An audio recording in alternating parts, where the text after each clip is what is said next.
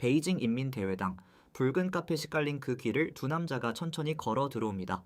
한 사람은 9년 만에 다시 이 땅을 밟은 미국 대통령 트럼프, 다른 한 사람은 사연임을 1년 앞둔 시진핑 주석.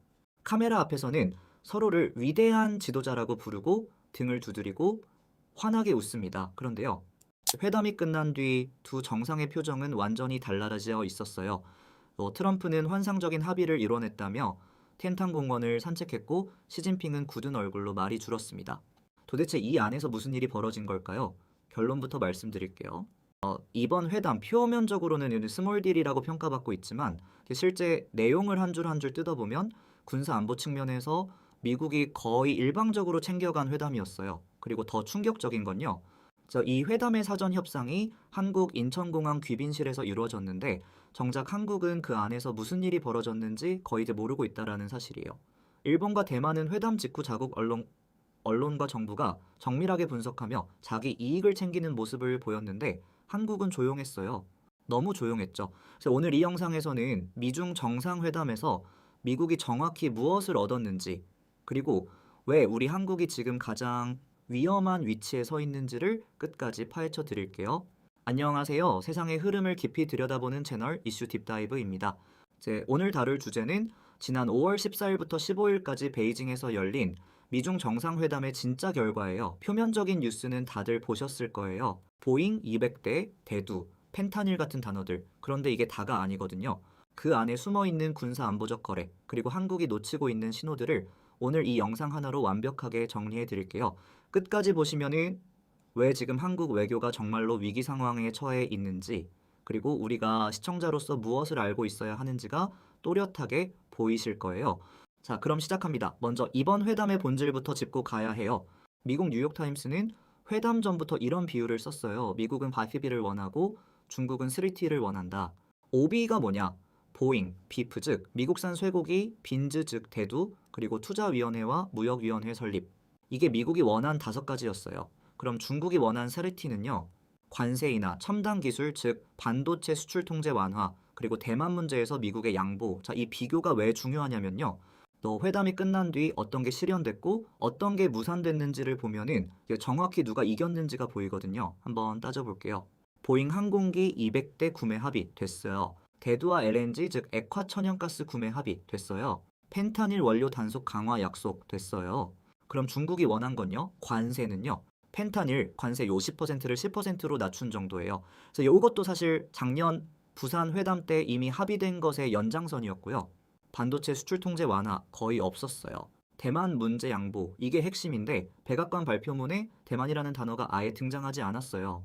미국이 침묵으로 일관한 거예요. 자, 여기까지만 봐도 이번 회담은 미국이 원한 걸 거의 다 가져가고 중국이 원한 건 거의 못 가져간 거래였다라는 게 드러나요. 여기서 한 가지 짚고 갈 게 있어요. 누군가는 이렇게 반박할 수 있어요. 그래도 펜타닐 관세 내려준 거 큰 거 아니야 라고요. 네, 어느 정도 의미는 있죠. 그런데 펜타닐 관세 자체가 트럼프 행정부가 임의로 부과했던 거예요. 즉 미국이 자기가 올린 걸 일부 내려준 거니까 중국 입장에서는 잃었던 걸 일부 되찾은 정도지 새롭게 얻은 게 아니에요. 그저 비유하자면요. 내가 친구한테 빌려준 10,000원을 돌려달라고 하니까 친구가 5,000원만 돌려주면서 인심 쓰듯 행동하는 그림인 거죠. 이런 게 회담의 진짜 본질이에요. 자, 그럼 이제 본격적으로 미국이 챙긴 것들을 하나하나 뜯어볼게요. 첫 번째, 보잉 200대의 진짜 무게예요. 단순히 항공기 200대 팔았다, 이거 큰 뉴스 아니냐라고 생각하실 수 있어요. 그런데 이게 트럼프 대통령에게 어떤 의미냐면요. 보잉 77 맥스 한 대 가격이 대략 1억 2천만 달러 수준이에요.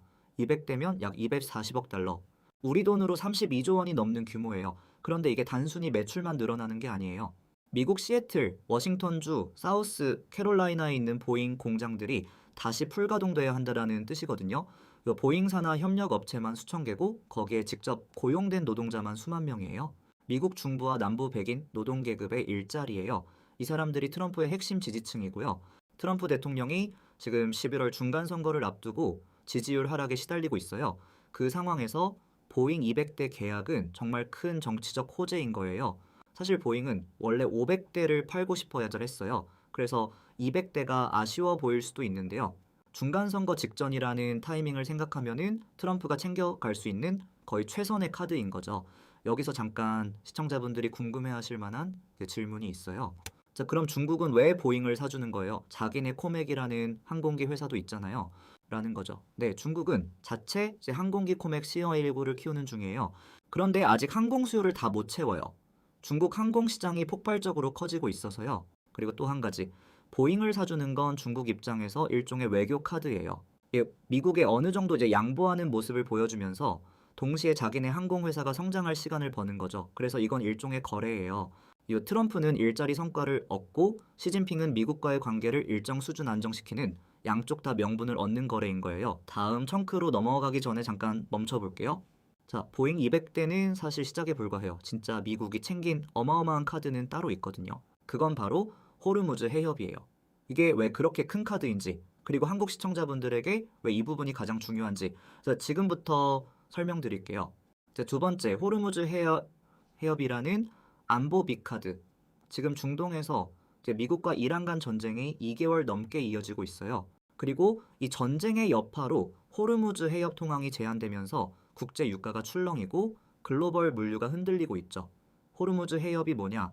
페르시아만에서 인도양으로 빠져나오는 좁은 해협인데요. 전 세계 원유의 약 20%, 액화 천연가스의 약 25%가 이 좁은 길을 통과해요. 만약 이게 막히면요, 전 세계 유가가 폭등하고 물가가 치솟고 각국 경제가 휘청거려요. 그런데 이란이 그 해협 옆에 딱 자리 잡고 있는 거예요. 이란이 마음만 먹으면 해협을 봉쇄할 수 있다는 거죠. 그리고 이란을 가장 강하게 받쳐주는 나라가 어디냐? 바로 중국이에요. 중국은 이란산 원유의 최대 수입국이고 이란의 군사기술과 외교적 지원을 해온 나라거든요. 그래서 미국 입장에서는 이번 회담에서 중국한테 꼭 받아내야 할 카드가 호르무즈 해협 개방 유지였어요. 그리고 백악관이 회담 직후 뭐라고 발표했냐면요. 트럼프 대통령과 시진핑 주석이 호르무즈 해협이 에너지의 자유로운 흐름을 위해 계속 열려 있어야 한다는데 합의했다고 밝혔어요. 이게 무슨 뜻이냐? 중국이 이란한테 호르무즈를 막지 말라고 압력을 행사하겠다라는 약속이에요. 그리고 또 하나, 시진핑 주석이 향후 호르무즈 해협에 대한 중국의 의존도를 낮추기 위해 미국산 원유 구매를 확대하는 데 관심을 표명했다고도 전해졌어요. 이건 더 큰 거예요. 중국이 자기 에너지 공급망에서 이란 의존도를 줄이고 미국산 원유를 사겠다는 거잖아요. 또 미국 셰일 산업, 텍사스와 노스다코타의 에너지 일자리에도 직접 연결되는 이야기예요. 즉, 미국은 이번 회담에서 일자리도 챙기고 중동 에너지 안보도 챙긴 거예요. 두 마리 토끼를 한 번에 잡은 셈이죠. 여기서 또 한 가지 디테일을 짚어드릴게요. 자, 이번 회담의 가장 묘한 장면이요.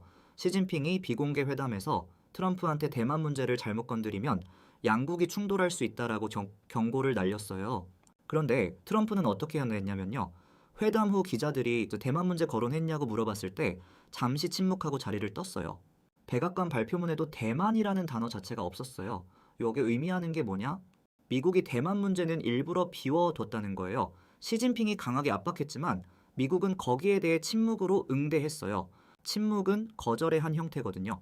즉, 미국은 대만 정책을 바꾸지 않겠다는 신호를 침묵으로 보낸 거예요. 시진핑이 가장 원했던 카드, 즉 미국이 대만 독립을 반대한다라고 지금 표현 수위를 올리는 것, 이걸 못 얻었다라는 뜻이에요. 다음 청크로 가기 전에 한 가지 더요. 지금까지 보잉 200대, 호르무즈 해협, 대만 침묵, 이렇게 미국이 챙긴 카드를 봤는데요. 진짜 무서운 카드는 다음에 나옵니다. 그건 바로 이란 핵 문제와 군사 지원 중단이라는 카드예요. 이게 왜 무서운지, 그리고 이게 한국의 안보에 어떤 의미를 갖는지 지금부터 들어가 볼게요. 세 번째, 이란 핵 보유 불가 합의의 무게. 백악관 발표문에는 이런 문장이 있어요. 두 정상은 이란이 결코 핵무기를 가져서는 안 된다라는 데 합의했다. 이 한 문장이 얼마나 큰 의미인지 잘 모르시는 분들이 많아요. 한번 짚어드릴게요. 지금까지 중국은 이란 핵 문제에 대해 미온적인 태도였어요. 미국이 이란을 압박하면은 중국은 이란을 옹호하는 쪽에 가까웠죠. 그런데 이번에 시진핑이 트럼프와 나란히 서서 이란이 핵무기를 가져서는 안 된다라고 명확히 입장을 표명한 거예요. 이게 무슨 뜻이냐? 이란이 핵 개발을 강행할 경우 중국이 이란을 정치적, 외교적으로 보호해주지 않겠다라는 신호인 거예요. 이란 입장에서는 가장 든든한 후원자가 슬그머니 빠지는 그림이에요. 여기에 더해서 미국과 이란 사이의 종전 협상도 지금 진행 중이에요. 미국 매체 악시오스 보도에 따르면요. 양국이 1페이지짜리 양해각서 형식의 종전 합의안에 근접해 있고 그 합의안에는 이란이 12년에서 15년간 우라늄 농축을 중단하는 대신 미국이 대이란 제재를 해제하고 동결 자금을 풀어주는 내용이 담겨 있다고 하더래요. 이 협상이 가능한 배경이 뭐냐? 중국이 이란 뒤에서 빠지고 있다는 거예요. 그죠? 즉 미국이 중국을 빼앗아 왔기 때문에 이란이 협상 테이블로 끌려 나올 수밖에 없게 된 거죠. 자, 여기서 한국 시청자분들이 가장 궁금해하실 부분으로 들어갑니다. 그럼 한국은 이 회담에서 뭘 얻었고 뭘 잃었을까요? 사실대로 말씀드릴게요.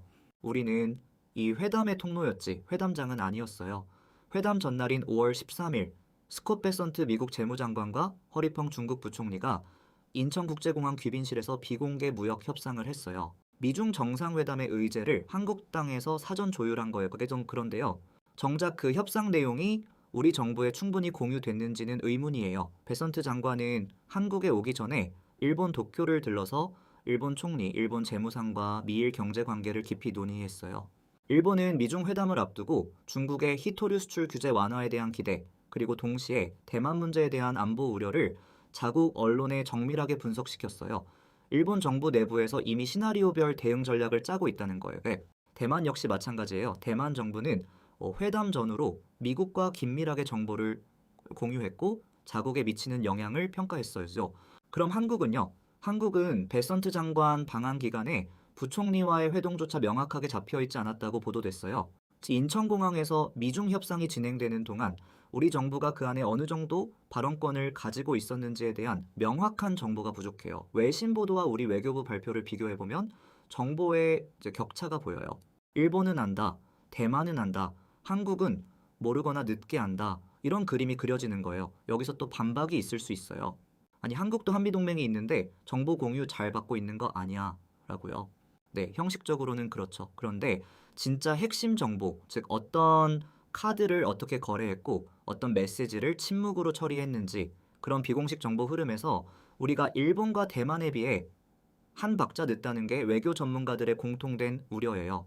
그리고 또 한 가지, 미국 외교 라인에서 한국에 대한 관심이 줄어들고 있다는 신호도 곳곳에서 감지돼요. 트럼프 대통령 방중길에 마르코 루비오 국무장관이 동행했어요. 루비오 장관은 원래 중국의 제재까지 받았던 대중 강경파인데요.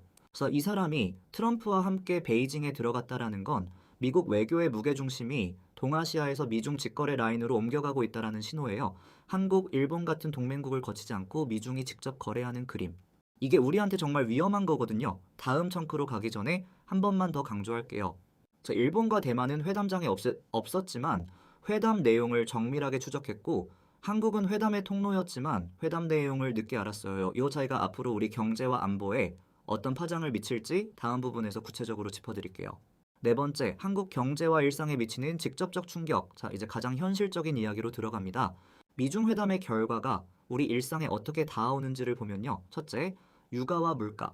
호르무즈 해협 개방 합의는 사실 우리한테는 좋은 소식이에요. 한국은 원유의 약 70% 이상을 중동에서 수입해요. 그리고 그 원유 대부분이 호르무즈 해협을 통과해요. 만약 해협이 봉쇄되면은 우리 휘발유 가격이 리터당 2,500원까지 올라갈 수 있다라는 분석도 있었거든요. 그러니까 이번 회담에서도 호르무즈가 일단 열려 있겠다는 약속을 받아낸 건 우리 주머니 사정에도 도움이 되는 거예요. 그런데 문제는 이게 어디까지나 약속이라는 거예요. 미중이 어디까지 약속을 지킬지, 그리고 이란이 그 약속을 받아들일지는 또 다른 문제거든요. 둘째, 히토류와 반도체 공급망. 한국은 히토류 수입의 약 91%를 중국에 의존하고 있어요. 반도체, 디스플레이, 방산, 배터리, 전기차. 우리 산업의 거의 모든 분야가 중국 히토류에 매여 있어요. 이번 회담에서 미국은 중국 히토류 수출 규제 유예 연장을 받아냈는데 그 혜택이 한국 기업까지 닿을지는 미지수예요. 일본 기업까지는 일정 부분 닿을 거라는 기대가 일본 정부에서 나오고 있어요. 그런데 한국 기업은 어떻게 될지 명확하지 않아요. 셋째, 반도체 산업. 미국 상무부가 알리바바, 레노버 등 중국 기업 10곳에 엔비디아 H200 반도체 구입을 허가했어요. 최대 7만 5천 개 규모예요. 이게 무슨 뜻이냐? 미국이 중국의 일부 반도체 시장을 다시 열어주고 있다는 거예요. 한국 입장에서는 두 가지 측면이 있어요. 좋은 측면은요. 한국 반도체 기업들에게도 중국 시장이 다시 열릴 수 있다는 거예요. 진짜 나쁜 측면은요. 미중이 직접 거래를 시작하면서 한국 반도체의 중간자 역할이 줄어들 수 있다는 거예요. 즉 우리가 그동안 미국과 중국 사이에서 누리던 위치가 흔들리는 거죠. 자, 이제 모든 카드를 다 펼쳤어요. 정리하면요. 이번 회담은 단순한 무역 거래가 아니었어요. 안보, 에너지, 첨단 기술이 한꺼번에 거래된 복합 거래였고, 그래서 미국은 거의 모든 카테고리에서 자기 이익을 챙겼어요. 중국은 일부 양보를 받았지만 대만이라는 가장 큰 카드는 빈손이었고요. 그리고 그 거대한 거래의 그림자에서 한국은 통로 역할만 했지 발언권을 충분히 행사하지 못했어요. 그럼 앞으로 이제 어떻게 될까요? 세 가지 시나리오로 정리해 드릴게요. 첫 번째 시나리오, 미중 대탕트 안정화. 이제 확률은 약 35%로 봅니다. 이번 회담을 시작으로 미중이 갈등을 관리하면서 점진적으로 관계를 안정화하는 시나리오예요.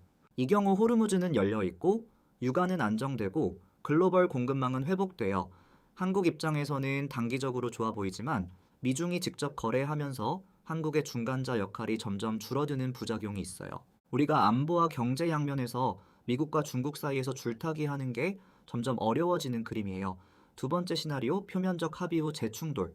확률은 약 45%, 가장 가능성이 높은 시나리오예요. 저 회담 직후에는 화기애애했지만 대만 문제와 반도체 수출 통제, 그리고 중국 내부의 사연임 압박 같은 요인들이 다시 갈등을 키울 가능성이 커요. 특히 시진핑이 회담에서 가장 원했던 대만 카드를 얻지 못한 상태라서 중국이 다른 카드로 압박해올 가능성이 있어요. 히토류 수출 규제 강화, 반도체 산업 견제, 한국 기업에 대한 비공식 압박 같은 형태로요. 한국 입장에서는 가장 까다로운 시나리오예요. 미국 편을 너무 들면은 중국한테 보복당하고 중국한테 너무 가까이 가면은 미국한테 외면당하는 그림이거든요. 세 번째 시나리오, 미중 전면 재충돌. 확률은 약 60%. 가능성은 낮지만 무시할 수 없어요. 만약 이란 협상이 결렬되거나 대만 해협에서 우발적 사고가 발생하면은 미중 관계가 다시 급격히 악화될 수 있어요. 이 경우 한국은 가장 큰 피해를 봐요. 한반도 안보 불안, 글로벌 공급망 붕괴, 환율 급등, 유가 폭등, 그리고 무엇보다 한국이 이런 위기에서 발언권을 행사할 수 있는 외교 자산이 충분한지에 대한 근본적인 질문이 던져질 거예요. 그래서 우리는 지금 무엇을 해야 할까요? 시청자분들이 개인 차원에서 그리고 국가 차원에서 챙겨야 할 게 몇 가지 있어요. 첫째, 정보 감수성을 키워야 돼요. 단순히 우리 언론 헤드라인만 보지 마시고 일본 언론과 미국 언론 그리고 중국 언론이 같은 사건을 어떻게 다르게 해석하는지 비교해 보세요. 세 나라의 시선을 겹쳐보면은 우리 위치가 어디에 있는지가 또렷이 보입니다. 둘째, 우리 외교가 정보 비대칭을 줄이는데 진짜 노력하고 있는지를 시민으로서 계속 질문해야 해요. 그래서 미중이 직접 거래하는 시대에 한국이 발언권을 가지려면 외교 정보망 재정비, 동맹국가의 정보 공유, 강화, 그리고 무엇보다 우리 산업의 비대칭 의존도를 줄이는 노력이 시급해요. 셋째, 우리 기업과 일상에 미칠 충격을 미리 준비해야 해요. 환율, 유가, 반도체, 히토류, 이 네 가지 키워드는 앞으로 몇 달간 우리 경제의 핵심 변수예요. 자영업자, 직장인, 투자자 모두 이 흐름을 놓치면 큰 손해를 볼 수 있어요. 자, 이제 마무리할게요. 오늘 이 영상을 시작하면서 제가 던졌던 질문 기억하시나요? 미중 정상회담 누가 뭘 얻었나? 그 답을 이제 한 줄로 정리해 드릴게요. 그래서 미국은 보잉과 호르무즈와 이란 카드를 챙겼고 중국은 약간의 관세 양보를 받았고 한국은 회담의 통로였지만 회담장은 아니었어요. 이번 회담은 미국의 완승이라는 평가가 나오는 이유가 바로 여기에 있어요. 군사안보 카드를 거의 일방적으로 가져갔거든요. 그리고 그 거대한 거래의 그림자에서 한국은 지금 가장 외로운 자리에 서 있어요. 또 미국과의 동맹은 형식적으로는 굳건하지만 실질적인 정보 공유와 발언권에서 일본과 대만보다 한 박자씩 늦고 있다라는 게 외교 전문가들의 우려예요. 우리가 지금 이 신호를 정확히 읽지 않으면은 다음 회담, 다다음 회담에서는 더 깊은 소외를 겪을 수 있어요. 오늘 영상이 도움이 되셨다면 구독과 좋아요 그리고 알림 설정 부탁드릴게요. 댓글로 여러분의 생각도 꼭 남겨주세요. 다음 영상에서는 미국과 이란의 종전 협상이 실제로 어떻게 진행될지 그리고 그 결과가 한국 유가와 물가에 어떤 충격을 줄지를 더 깊이 분석할 예정이에요. 채널 이슈 딥다이브 다음 영상에서 또 만나요. 감사합니다.